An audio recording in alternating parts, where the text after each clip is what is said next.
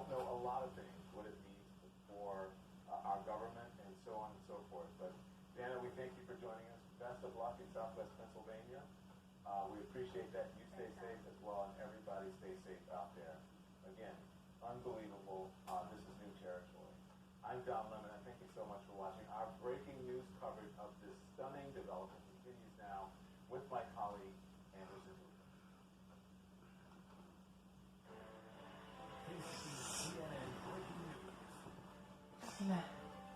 And good morning to you. I'm Anderson Cooper in New York. We're following major breaking news. U.S. President Donald Trump and Lady Melania Trump have both tested positive for the coronavirus. A statement from the White House doctor says they will quarantine at the White House while they recover. It also says they're doing well. The president will carry out his duties without disruption. There's a lot we do not know at this moment, just in terms of exactly when the president learned that he had tested positive and the First Lady. Last word tonight, the top aide, after word last night. We don't know a lot of things, what it means for our government and so on and so forth. But Dana, we thank you for joining us. Best of luck in Southwest Pennsylvania. We appreciate that. You stay safe as well, and everybody stay safe out there.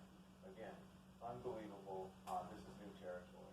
I'm Don Lemon, and thank you so much for watching our breaking news